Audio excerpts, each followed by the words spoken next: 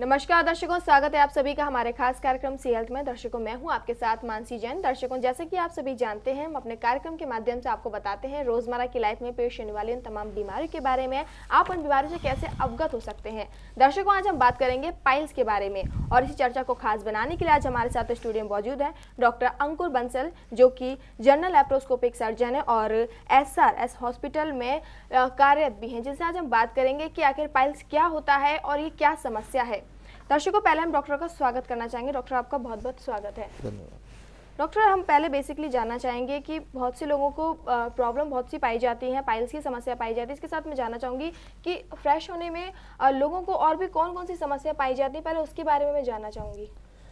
देखिए, आजकल जो रोज़मर्रा की ज़िंदगी जो लोग हैं उनको सबसे ज़्यादा जो समस्या है वो मोशन से लेकर फ्रेश होने से लेकर लेटरिन की काफ़ी समस्याएं हैं। और हम डेली रोज़मर्रा की प्रैक्टिस में काफ़ी ऐसे मरीज़ों को देखते हैं जिनको ऐसी प्रॉब्लम्स हैं। इसमें जो मुख्यतर जो प्रॉब्लम्स हैं वो सबसे ज़्यादा पाइल्स को लेकर हैं। पाइल्स जो कि जिसका दूसरा हिंदी में नाम बवासीर भी है, या इसको इंग्लिश में हेमरॉइड्स भी कहते हैं।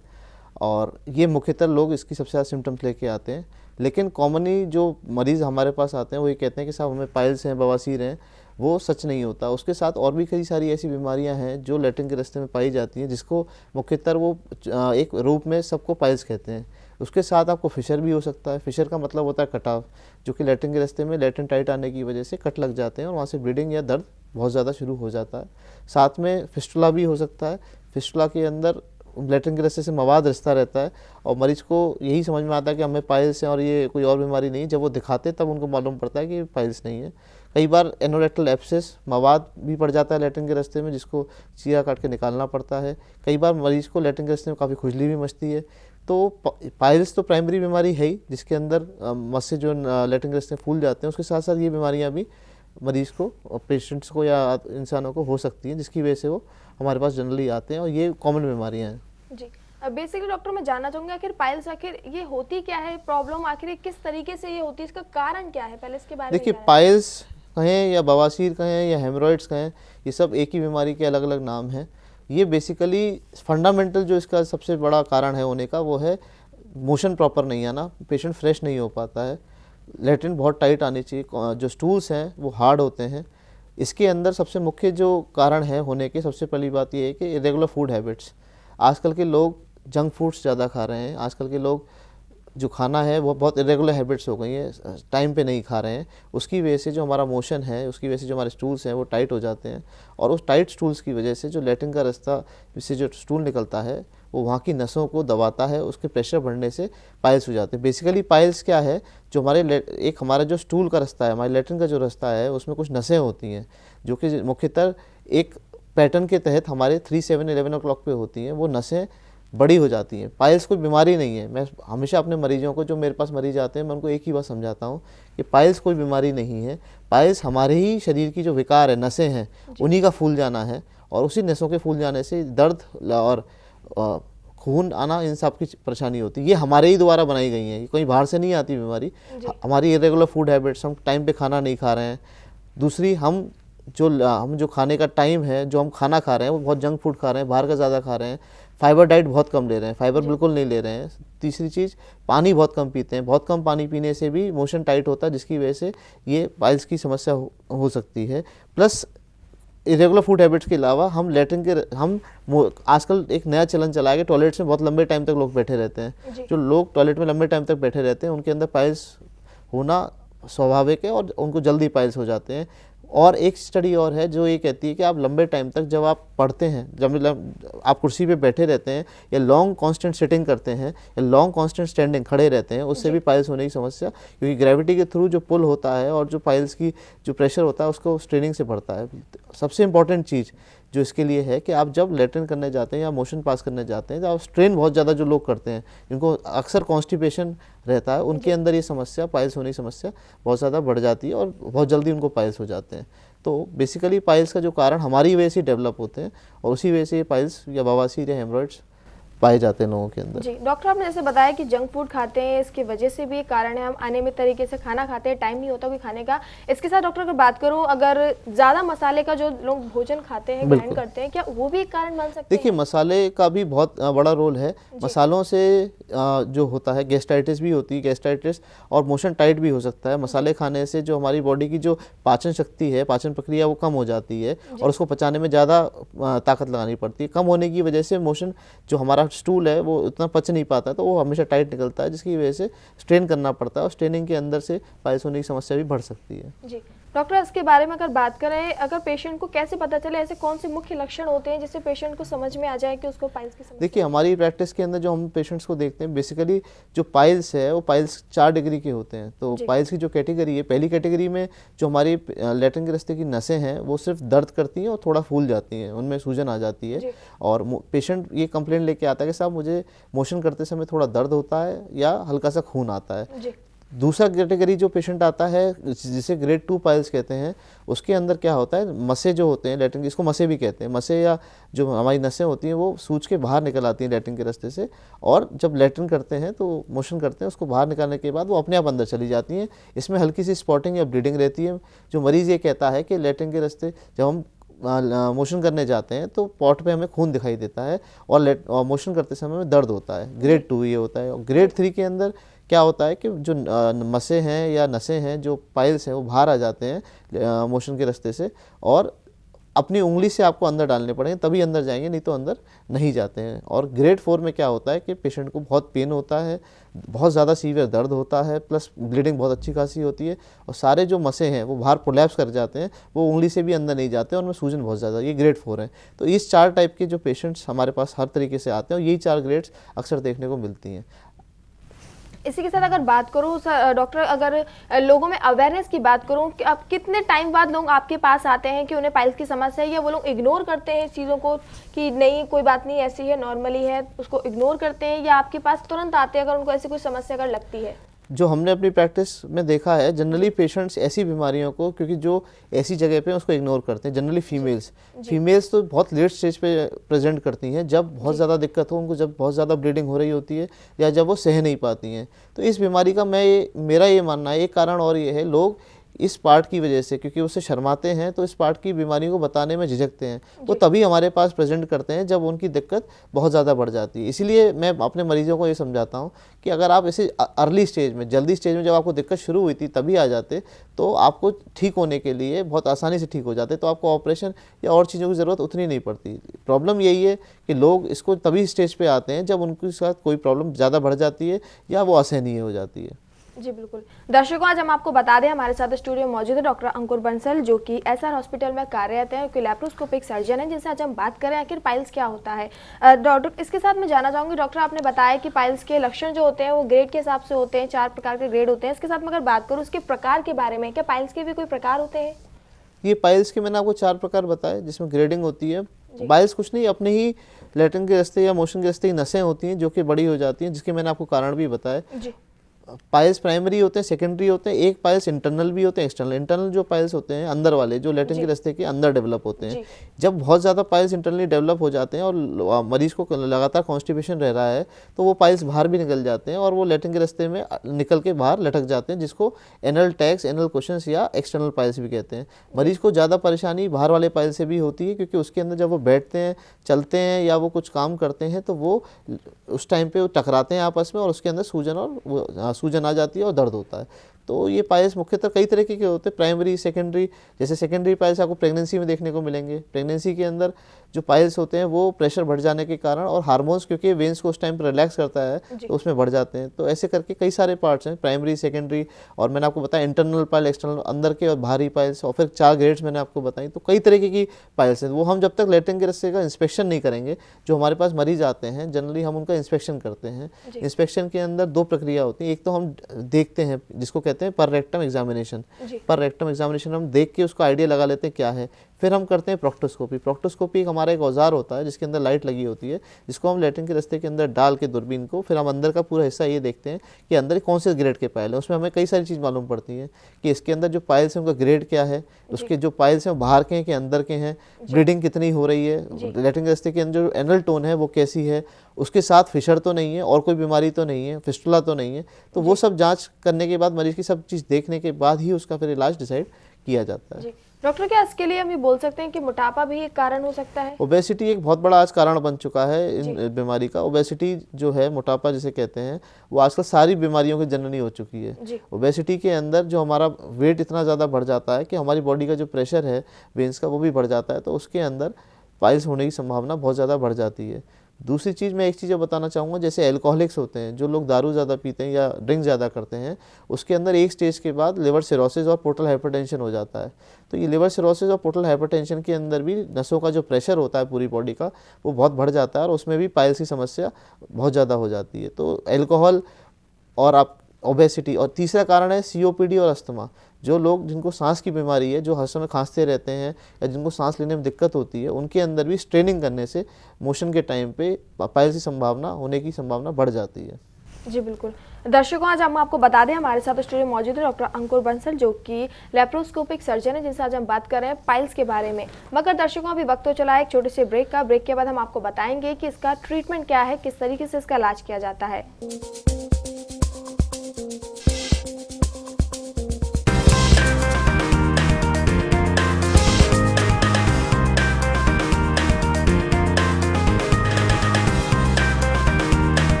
ब्रेक के बाद एक बार फिर से आप सभी का स्वागत है हमारे खास कार्यक्रम सी हेल्थ में। दर्शकों, आज हम बात कर रहे हैं पाइल्स के बारे में कि आखिर पाइल्स क्या होता है, किस कारण से ये होता है, इसका क्या इलाज है, इसके बारे में आज हम बात कर रहे हैं डॉक्टर अंकुर बंसल से।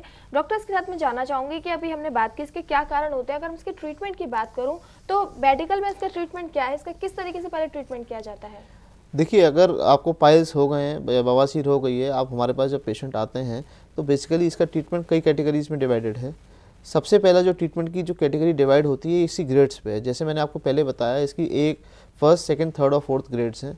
तो पहली दो ग्रेड्स जिसके अंदर मस्से थोड़े से बड़े होते हैं और खून आता है और थोड़ा सा दर्द होता है, वो अगर आप उस स्टेज पे प्रेजेंट करते हो हमारे पास, जैसे पेशेंट्स आते हैं, तो वो स्टेज आप मेडिकल ट्रीटमेंट से भी सही हो जाती है। मेडिकल ट्रीटमेंट जो इसका उसके अंदर हम देते हैं, उसके अंदर सबसे पहले स्टूल सॉफ्टनर दिया जाता है, जो एक बेसिक इसका ट्रीटमेंट है। स्टूल सॉफ्टनर क्या होता है, जो कि मोशन को पतला कर देता है और उतना जो मोशन टाइट आता है, कॉन्स्टिपेशन रहता है, उसको ठीक करता है।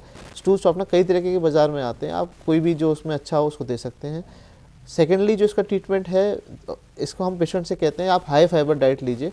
हाई फाइबर डाइट से आपकी जो मोशन है वो कंसिस्टेंसी, उसके बल्क बढ़ेगा और उसके अंदर बल्क बढ़ने के साथ साथ वो मोशन ठीक आएगा, तो आप ठीक हो सकते हैं। तीसरी चीज़ जो हम उनको देते हैं कि एक कुछ फ्लेवोनॉइड्स आ गए हैं, जो फ्लेवोनॉइड्स कहते हैं कि जो मस्सों को सुखाने में काम करते हैं। डेफ्लॉन एक गोली है, उसको देते हैं, वेनिस्मिन है उसको देते हैं, उससे भी मस्से में सिकुड़ने के कहते हैं चांसेस होते हैं। चौथा ट्रीटमेंट इसका है, हम लोकल क्रीम्स बताते हैं, जो कि कॉर्टिकोस्टेरॉइड्स क्रीम होती हैं, जिसके अंदर कॉर्टिकोस्टेरॉइड, लिग्नोकेन दर्द के लिए और कई सारी चीज़ें होती हैं।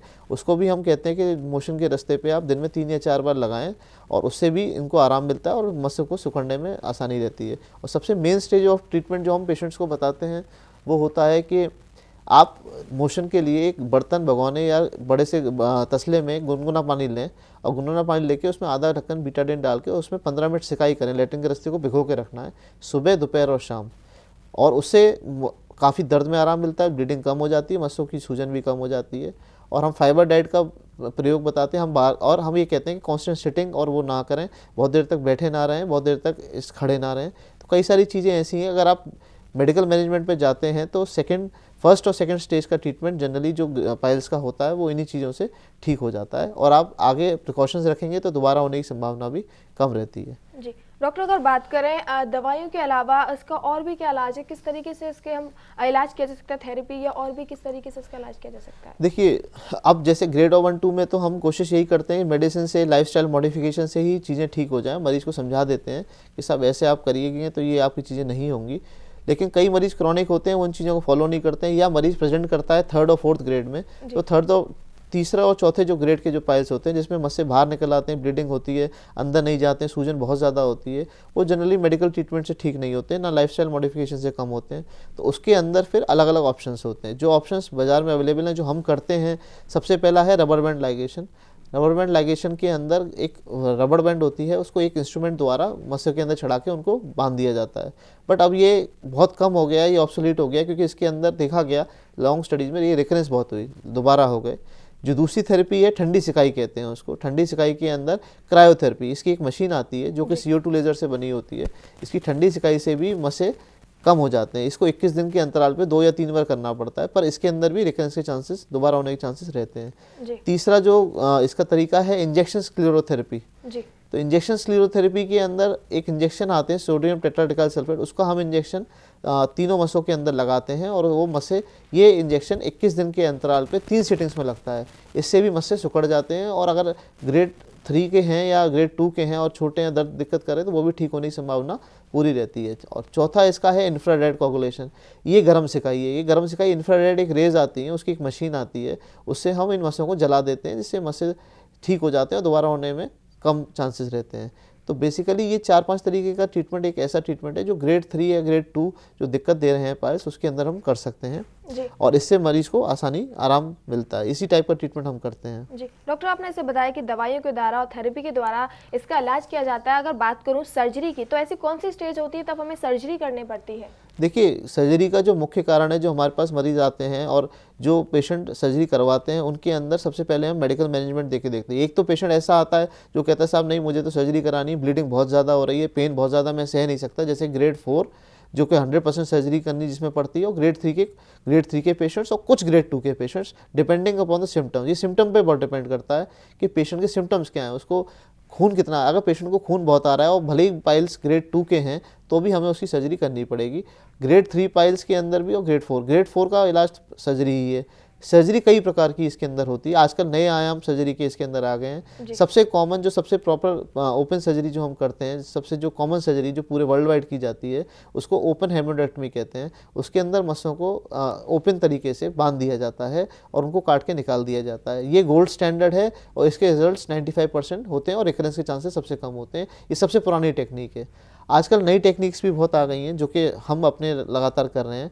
जो सेकंड टेक्निक इसकी जो नई आई है वो है MIPH, minimal invasive procedure for haemorrhoids. अब हेमरोइड्स की एक दूरबीन आ गई है बाजार के अंदर।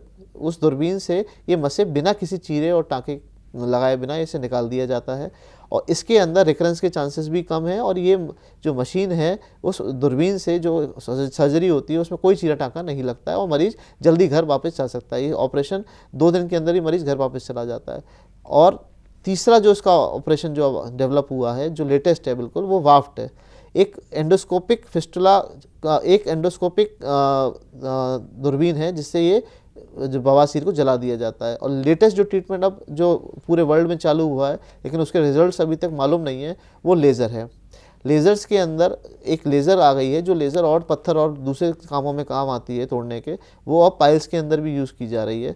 उससे पाइल्स का ऑपरेशन किया जा रहा है। लेकिन अभी वो लेज़र्स बहुत ज़्यादा प्रचलन में नहीं है क्योंकि उसकी जो मशीन है वो बहुत महंगी है, उसका जो फाइबर है जो कि यूज़ होता है 5 से 6 पेशेंट में, वो बहुत महंगा है और उसके रिजल्ट्स अभी मालूम नहीं क्योंकि वो 2 साल से ही अभी शुरू हुआ है। लेकिन आने वाले टाइम में, वर्तमान में, हो सकता है लेज़र का ट्रीटमेंट भी बहुत अच्छा तरीके से इसमें कार्य कर रहे हैं। जी डॉक्टर, अगर बात करें इसकी सर्जरी की, तो सर्जरी करवाने से पहले पेशेंट्स को क्या क्या प्रिकॉशन अपनाने चाहिए और उसके बाद के प्रिकॉशन उसको अपनाने चाहिए? देखिए, सर्जरी लास्ट स्टेज होता है बवासीर के ट्रीटमेंट का, क्योंकि सर्जरी के अंदर क्या होता है कि पेशेंट सर्जरी कराने से बहुत कतराते हैं। पेशेंट सर्जरी तभी कराता है जब उसे लगता है कि सब अब कोई चीज़ बची नहीं है, मेरे खून बहुत जा रहा है और पेन बहुत ज़्यादा हो रहा है। तो सर्जरी करने से पहले कोशिश ये करनी चाहिए कि मेडिकल ट्रीटमेंट से कोशिश करनी चाहिए ठीक होने की, और लाइफस्टाइल पूरा मॉडिफिकेशन कर लेना चाहिए जिससे कि मस्से कम हो जाएं या उसी से ठीक हो जाएं। अगर उससे भी ठीक नहीं होते हैं तब सर्जरी के लिए जाना चाहिए। और सर्जरी के बाद भी ये दोबारा, इसकी एक भ्रांति है, लोग मुझसे पूछते हैं OPD के अंदर कि साहब मस्से दोबारा तो नहीं होंगे, आप सर्जरी कर दोगे तो मैं लोगों को यहाँ पे सबको बताना चाहूँगा, देखिए मैंने आपको पहले भी बताया, ये कोई बीमारी नहीं है, ये हमारे ही शरीर की नसें हैं जो कि हमारी ही गलती की वजह से बड़ी हो जाती हैं और उसी से खून और ये सब आना लगता है। तो आपने एक बार सर्जरी करा ली, आपने मसें छोटे कर लिए, कटवा लिए, लेकिन अगर आपने दोबारा से वही रवैया अपनाया, आपने प्रॉपर प्रिकॉशन नहीं लिए, आपने प्रॉपर तरीके से व्यायाम नहीं किया, कई सारी चीज़ें नहीं करी, तो उसके दोबारा होने के चांसेस पूरे रहते हैं। कितने साल में होगा, कितने दिन में होगा, ये कोई नहीं बता सकता, लेकिन अगर आपने प्रिकॉशंस नहीं लिए तो दोबारा ज़रूर होते हैं। ऐसा नहीं है कि एक बार आपने सर्जरी करा ली तो ज़िंदगी भर के लिए आपको निजात मिल गया, ये हो जाते हैं दोबारा से। तो उसके लिए कुछ प्रिकॉशंस होते हैं जिससे बचा जा सकता है। जी बिल्कुल, आपने ठीक कहा, ये कोई बीमारी नहीं है, हमारी लाइफस्टाइल की वजह से होता है। अगर हम अपनी लाइफस्टाइल अगर बिल्कुल ठीक रखेंगे तो हम इन बीमारी से, कि हम बाकी और बीमारियों से भी बच सकते हैं। डॉक्टर्स के साथ में अगर मैं बात करूँ, सर्दियाँ शुरू हो चुकी हैं, तो इस मौसम में देखा जाता है कि पाइल्स के जो पेशेंट्स होते हैं उनमें ज़्यादा समस्या पाई जाती है। देखिए, सर्दियों के अंदर पाइल्स की समस्या बहुत बढ़ जाती है और आजकल हम अपनी ओपीडी के अंदर बहुत सारे पेशेंट इसी के अक्सर हमारे पास आ रहे हैं। कारण क्या होता है इसका, सर्दियों के अंदर लोग पानी कम पीना शुरू कर देते हैं, लिक्विड डाइट बहुत कम हो जाती है, खाना उस टाइप का हो जाता है, मिठाई ज़्यादा चल जाती है, स्पाइसी फूड ज़्यादा चल जाता है, तो उससे हमारा जो हमारे खाने की प्रक्रिया चेंज हो जाती है और मोशन बहुत टाइट हो जाता है। तो इसके अंदर सर्दियों में इसीलिए कॉन्स्टिपेशन बहुत बढ़ जाता है, लेटेंटाइट बहुत ज़्यादा हो जाती है, जिसकी समस्या की वजह से पाइल्स की समस्या भी सर्दियों में ज़्यादा बढ़ जाती है। और उसके बाद बढ़ने के बाद पेशेंट इसलिए परेशान रहते हैं। तो सर्दियों के अंदर भी अगर आप प्रिकॉशन रखेंगे तो आप पाइल्स और इन समस्याओं से बच सकते हैं। जी बिल्कुल। डॉक्टर्स के साथ अगर बात करूँ, पाइल्स का अगर कोई पेशेंट है तो इस वक्त उसको और कौन कौन से ऐसे बचाव करने हैं ताकि वो इन समस्याओं से बच सके? हाँ, एक चीज़ और थी जो मैं प्रेगनेंसी की आपको बताना चाहता हूँ। प्रेगनेंसी के अंदर भी पाइल्स बहुत ज़्यादा लेडीज़ को हो जाते हैं। जो प्रेगनेंसी के अंदर जो पाइल्स होते हैं उसका मुख्य कारण है जो हार्मोनल बैलेंस होता है प्रेगनेंसी के दौरान, प्रोजेस्टेरोन सीक्रेट होता है, वो हमारी नसों को ढीला करता है। उसके जो प्रभाव से नसें ढीली होती हैं, तो जनरली प्रेग्नेंट लेडीज़ को पाइल्स हो जाते हैं, जिससे वो अक्सर बहुत परेशान रहती हैं। तो प्रेगनेंसी के अंदर भी जो पाइल्स होते हैं और जो बच्चे का प्रेशर होता है उससे भी पाइल्स हो जाते हैं, प्रेगनेंसी के बाद भी पाइल्स हो जाते हैं। तो प्रेगनेंसी के जो पाइल्स हैं उसका भी इलाज यही है जो मैं आपको बता रहा हूँ सारी चीज़ों का, और उसी के अंदर बचाव का तरीका भी ये है कि आप उसको लाइफस्टाइल मॉडिफिकेशन से बचा सकते हैं। अब इसकी जो लाइफस्टाइल, जो इसके प्रिवेंट करने के तरीके हैं कि आपको पाइल्स ना हो या आपको जो पाइल्स से दोबारा समस्या हो रही है उससे आप बचें, उसके मैं आपको मुख्यतः चीज़ें बताता हूँ जो अगर आप अपनी ज़िंदगी में अपनाएंगे तो आपको पाइल्स से बच भी सकते हैं और होने की समस्या होने के बाद भी आप उनको ठीक कर सकते हैं। सबसे पहली चीज़ जो मोटिव है पाइल्स को ठीक करने का या नहीं होने देने का, वो है कि आपको अपने मोशन को टाइट नहीं होने देना है। आपको जो फ्रेश होने जाना है तो आप बिल्कुल फ्रेश प्रॉपर तरीके से हो, उसमें बिल्कुल भी आपको स्ट्रेन नहीं करना पड़े, जोर नहीं लगाना पड़े। सबसे पहला मोटिव यही है। इसी मोटिव को किस तरीके से अचीव किया जा सकता है, उसी से पाइल्स से आप बचेंगे। तो सबसे पहली बात यह है कि आप जब फ्रेश होने जाएँ तो बिल्कुल ज़ोर ना लगाएं, फ्रेश में स्ट्रेनिंग नहीं करनी है। दूसरी बात, आपको जो मोशन आना चाहिए बिल्कुल नॉर्मल आना चाहिए, टाइट बिल्कुल नहीं आना चाहिए। तीसरी चीज़, आप जो खाना खाएं उसमें आप फाइबर डाइट को बढ़ा दें। फाइबर डाइट क्या होती है, जिसके अंदर फ्रूट्स होते हैं, वेजिटेबल्स होती है, होल ग्रेन होता है, आटा होता है। मैदा, चावल और अदर चीज़ों का प्रयोग ना करें जो कि मोशन को टाइट बनाता है। अगर आप फ्रूट्स ज़्यादा खाएंगे, वेजिटेबल ज़्यादा खाएंगे, जूस ज़्यादा पिएंगे और आप होल ग्रेन ज़्यादा खाएंगे तो आपको फाइबर ज़्यादा मिलेगा, तो ये मोशन का बल्क बढ़ाता है। और जब मोशन का बल्क बढ़ जाता है तो मोशन टाइट नहीं होता है और बहुत आसानी से वो शरीर से बाहर निकल आता है। चौथी चीज़, रेगुलर व्यायाम करना चाहिए। इसके अंदर व्यायाम से क्या होता है कि हमारी जो आंतों की प्रक्रिया है वो बिल्कुल सही चलती रहती है उसकी तंत्रिका, जिससे कि मोशन प्रोपेल जो होता है, जब आंतें चलती है तब मोशन आगे खिसकता है, जब हमारी जो स्टूल है वो आगे खिसकते हैं, तो वो जब आप एक्सरसाइज करते हैं तो वो मोशन को प्रोपेल करने में आसानी बना देती है, जिससे मोशन शरीर से बाहर आसानी से आ जाता है। उसके बाद आप सिगरेट्स, बीड़ी, तंबाकू और जितने भी व्यसन हैं वो आपको छोड़ने पड़ेंगे, क्योंकि ये सब चीज़ें हमारे तंत्रिकाओं को ढीला करती हैं, तंत्रिकाओं को कमज़ोर करती हैं, हमारे शरीर में पाचन शक्ति को भी कम करती हैं। स्पाइसी फूड नहीं लेना चाहिए क्योंकि स्पाइसी फूड भी इन सब चीज़ों को बढ़ावा देता है। योगा बहुत इंपॉर्टेंट चीज़ है। योगा से हमारे सारे बॉडी की जो कोशिकाएँ, शाखाएँ, वो सब बहुत स्ट्रॉन्ग बनती हैं, जिससे मोशन टाइट नहीं होता है। और बादी वाली चीज़ें बिल्कुल ना लें। पानी ज़्यादा पिएं, जितना ज़्यादा आप पानी पी सकते हैं। पानी हर बीमारी की काट है। आप दिन भर में, ये कहते हैं 8 से 10 ग्लास पानी रेगुलर पीना चाहिए, एक साथ ना पिएं, दिन भर में थोड़ा थोड़ा करके पिएं। उससे आपको ना तो कॉन्स्टिपेशन होगा और पाइल्स की समस्या भी आपकी कम हो जाएगी। अगर आपको खांसी ज़्यादा हो रही है या कुछ इस टाइप की प्रॉब्लम है जो कि आपको परेशानी दे रही है, जिसमें आपको जोर लगाना पड़ रहा है, उसको भी अवॉइड करें, उसको जल्दी से ठीक करने की कोशिश करें, क्योंकि उससे भी प्रेशर बढ़ने से पाइल्स की समस्या आपको रहती है। तो बेसिकली लाइफस्टाइल मॉडिफिकेशन ही इस बीमारी का जो असली इलाज है। इसके अंदर कोई अलग से आपको इलाज नहीं करना है। अपनी ही आदतों को बेसिकली आप ही की आदतों को सुधारना है। जंक फूड कम से कम खाएं, बाहर का खाना कम से कम खाएं, कोशिश करें घर में ही खाना खाएं, कोशिश करें खाना ऐसा हो जिसमें चिकनाई मिर्च मसाले कम हो, फाइबर डाइट ज़्यादा लें, पानी बहुत ज़्यादा पिएं और एक्सेसिव स्ट्रेचिंग ना करें। लेटरिन में मोशन करते समय जब आप जाएं मोशन तो ज़्यादा देर ना बैठें। ये एक नया ट्रेंड बन गया है जो यंगस्टर्स के अंदर कि वो बाथरूम में बहुत देर तक बैठे रहते हैं और सोचते रहते हैं, वहीं पे सिगरेट पीते रहते हैं। ये सब चीज़ें इन बीमारियों को आगे जाके बढ़ावा देती हैं, ये सब नहीं करना चाहिए। और जब एक इम्पॉर्टेंट चीज़, जब आपको मोशन आए, जब आपको अर्ज लगे, तुरंत मोशन जाके कर लेना चाहिए, उसे रोकना नहीं चाहिए। कई लोग क्या करते हैं कि मोशन आ रहा है उसे रोक लेते हैं और कहते हैं कि बाद में कर लेंगे, थोड़ा वेट कर लेते हैं, इधर उधर कर लेते हैं। वो सबसे बड़ा कारण है, क्योंकि उसमें क्या होता है जब आप मोशन रोकते हो अपना, तो वो मोशन वहीं पर रुक के उसी वक्त वहाँ पे हार्डनिंग और टाइटनेस आ जाती है उसके अंदर।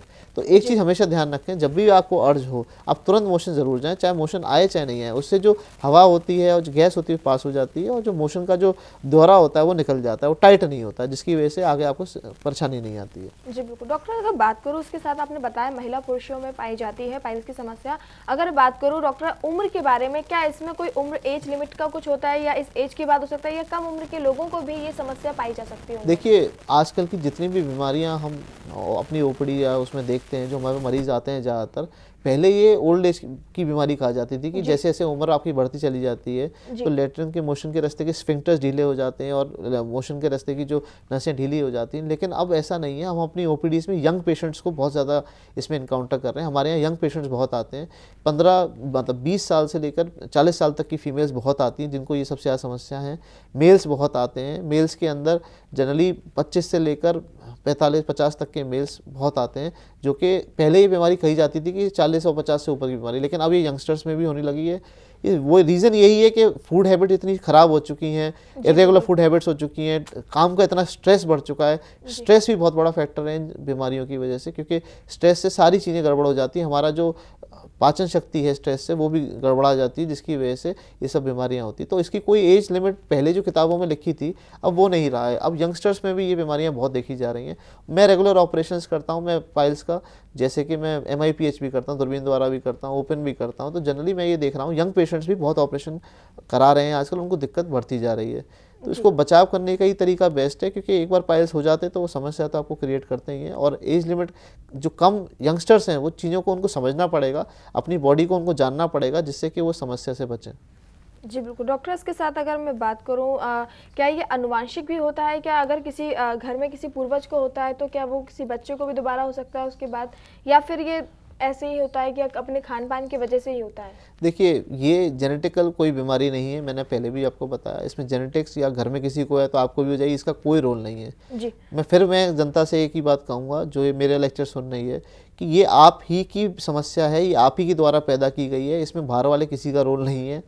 और इसके अंदर जो आप ही की खान पान की हैबिट्स हैं, आपकी जो सेडेंटरी लाइफस्टाइल है, हर समय बैठे रहना, कोई काम नहीं करना, एक्सरसाइज नहीं करना, पानी नहीं पीना, फाइबर डाइट नहीं खाना, जंक फूड खाना, बिल्कुल बाहर जाके खाना खाना, मैदा और ख़राब चीज़ें ज़्यादा खाना, इन्हीं हैबिट से ये सब हो जाता है। इसका कोई जेनेटिकल रोल नहीं है पाइल्स के अंदर। आप इसको बचाव कर सकते हैं, आप ही इसके जनक हैं, आप ही इसका सुधार कर सकते हैं। अगर आप इन चीज़ों को समझ लेंगे कि ये क्यों होती है, इसका क्या कारण है। एक सबसे इंपॉर्टेंट पॉइंट जो रह गया वो ये है कि आपको मोशन का रास्ता साफ बहुत रखना पड़ेगा। मोशन के रास्ते में अगर गंदगी रहती है तो उसके अंदर पाइल्स के साथ साथ आपको मवाद भी बन सकती है, फिशर और फिस्टुला भी बन सकता है। तो अपने मोशन के रास्ते को हमेशा ये कहा जाता है, किताबों में लिखा है, इसको कहना जी जैसे चेहरा आपको अपना आईने में देखता है, ऐसी मोशन का रास्ता उतना ही साफ रखना चाहिए, जिससे कि आपको ये बीमारियां ना हो। तो ये बेसिकली आप ही की बीमारी है, आप ही की द्वारा पैदा की गई है, आप ही इसे ठीक कर सकते हो। लेकिन एक बार ये जब हाथ से निकल जाती है तब हमारा रोल शुरू होता है, और हम यही कोशिश करते हैं, मरीज जब हमारे पास OPD में आता है उसको यही समझाते हैं कि ये आपको क्यों हुई, इसका क्या कारण था, क्या आपने गलती करी या क्या आपकी दिनचर्या में दिक्कत है जिसकी वजह से हो रही है। हम उसी को ठीक करने की सलाह उसको देते हैं, जिससे कि उसको ये ठीक हो जाए और बार बार ना हो। जी बिल्कुल। डॉक्टर्स के साथ मैं जानना चाहूँगी कि पहले की अपेक्षा लोगों में अब कितनी अवेयरनेस आई है पाइल्स के प्रति, लोग कितना इलाज के लिए अब आपके पास आ रहे हैं, इसके बारे में जानना चाहूँगी। हाँ देखिए, अवेयरनेस पहले से तो काफ़ी बढ़ी है। लोग पहले जो फीमेल्स थी बहुत शर्माती थी, और मेल्स तो आ जाते थे, आदमी इंसान तो आ जाते थे, बट फीमेल्स बहुत कतराती थी। लेकिन मैं अपनी प्रैक्टिस में अब देख रहा हूँ कि फीमेल्स भी खुल के सामने आती हैं और वो भी अपनी जाँच करवाती हैं OPD के अंदर, जो पहले मुझे लगता है नहीं कराती थी। आज से 10-12 साल पहले जब हम पढ़ते थे तब बहुत कतराती थी। तो अवेयरनेस पक्का बढ़ी है, फीमेल्स सामने आई हैं क्योंकि उन्हें भी दिक्कत होती है, उन्हें भी समस्या होती है तो वो भी चेकअप कराती हैं, और ऑपरेशन की ज़रूरत है तो वो भी ऑपरेशन अब कराती हैं। और मैं ये मानता हूँ कि इसकी अवेयरनेस और बढ़ाने का ज़रूरत है, जिससे कि लोगों को पता चले। मैं चाहता हूँ कि ये उनको ये पता चले कि ये बीमारी नहीं है, और ये क्या चीज़ है ये मालूम पड़ेगा तो वो अपना बचाव खुद कर पाएंगे, तो ये बीमारी ख़त्म ही हो जाएगी। ख़त्म नहीं होगी लेकिन कम काफ़ी ज़रूर है। लेकिन इसको अगर हम जितना जन जागरण तक फैलाएंगे, जितना जन जागरण तक इसको हम जागरूक करेंगे, तो ये बीमारी ना होके जो उनकी समस्याएं अपने आप ठीक होंगी, और इस बीमारी का धीरे धीरे धीरे बहुत कम होती चली जाएंगी। जी बिल्कुल। दर्शकों, आज हम आपको बता दें हमारे साथ स्टूडियो में डॉक्टर अंकुर बंसल आए हैं, जिनसे आज हमने बात करी बहुत सारी कि पाइल्स आखिर क्या होता है, क्या कारण होते हैं, किस तरीके से हम इससे बचाव कर सकते हैं, इसका इलाज क्या है, इसके बारे में आज हमने डॉक्टर से बहुत सारी जानकारी ली। मगर दर्शकों, अब वक्त तो चला आपसे विदा लेने का। डॉक्टर, इसके साथ मैं जानना चाहूँगी, आप चलते चलते हमारे दर्शकों को मैसेज क्या देना चाहेंगे? मैं देखिए दर्शकों एक ही फिर से वही मैसेज देना चाहूँगा कि देखिए आपको अपनी लाइफस्टाइल मॉडिफिकेशन करना पड़ेगा। बवासीर या पाइल्स ही नहीं, सारी बीमारियों का जनक आपका लाइफस्टाइल मॉडिफिकेशन ही रहेगा। लाइफस्टाइल मॉडिफिकेशन अगर अपनी लाइफस्टाइल दिनचर्या में कुछ बदलाव करेंगे तो आप सारी बीमारियों से बच सकते हैं, पाइल्स ही नहीं और भी बीमारियों से बच सकते हैं। पहली चीज़ मैं जो कहना चाहूँगा दर्शकों से कि आप पानी बहुत ज़्यादा पिएँ, चाहे सर्दी हो चाहे गर्मी हो, 8 से 10 ग्लास पानी सुबह से लेकर शाम तक ज़रूर पिएँ। पानी नहीं तो कुछ जो लिक्विड डाइट है, जूस है, सूप है, इस टाइप की चीज़ ज़्यादा लें। सेकंड मैं ये कहना चाहूँगा रेगुलर बेसिस पे व्यायाम करें, एक्सरसाइज ज़रूर करें। एक्सरसाइज से सारी चीज़ ठीक होती हैं। एक्सरसाइज से हमारा पाइल्स ही नहीं और भी चीज़ें बहुत बॉडी के अंदर जो शक्तियाँ हैं वो डेवलप होती हैं और चीज़ें बचती हैं। तीसरी चीज़ मैं ये कहना चाहूँगा फाइबर डाइट बहुत ज़्यादा लें। रेगुलर अपना एक यूज़ बना लें एक दिनचर्या के अंदर कि हमें एक रोज़ फ्रूट या वेजिटेबल, हरी वेजिटेबल हमें ज़रूर खानी है, ये हम अपनी दिनचर्या में ले आएँ। योगा का कोशिश करें, योगा और मेडिटेशन की। योगा से और मेडिटेशन से दिमाग और बॉडी पूरी रिलैक्स होती है और बीमारियों से भी इससे सहायता मिलती है। स्ट्रेस बिल्कुल ना लें, स्ट्रेस होता है, ये नॉर्मल प्रोसेस है, लेकिन अपनी तरफ से कोशिश करें स्ट्रेस ना लें। स्ट्रेस हो रहा है तो होने दें, लेकिन अपना स्ट्रेस ना लें। पांचवी चीज़ मैं ये कहना चाहूँगा कि आप एक्सरसाइज के साथ सुबह अगर मॉर्निंग वॉक कर सकें तो मॉर्निंग वॉक ज़रूर करें। उससे भी आपका दिमाग खुलता है, उससे भी बॉडी के अंदर ऑक्सीजनेशन होता है, चीज़ें सुधरती हैं। स्मोकिंग अगर आप करते हो, टोबैको आप लेते हो, तंबाकू आप खाते हो या कोई व्यसन करते हो या ड्रिंक करते हो, उन सबको त्याग दें। इनसे कभी कुछ फ़ायदा नहीं होता है। ये व्यसन है, इनको छोड़ना मुश्किल है, लेकिन कोशिश करेंगे छूट जाएंगे तो ये सब बीमारियों से आप निजात पाएंगे। कोई भी चीज़ अगर आपको लगती है कि जो चीज़ आप छोड़ सकते हैं, कर सकते हैं, तो यही सब जो चीज़ें हैं आपको बचाती हैं। कोशिश बाहर का जंक फूड खाना, जैसे कि आप बाहर जाएंगे जंक फूड खाते हैं, पिज़्ज़ा है, बर्गर्स हैं, पैटीज़ हैं, समोसे हैं, ये सब इनको आप एक लिमिटेड कर दें।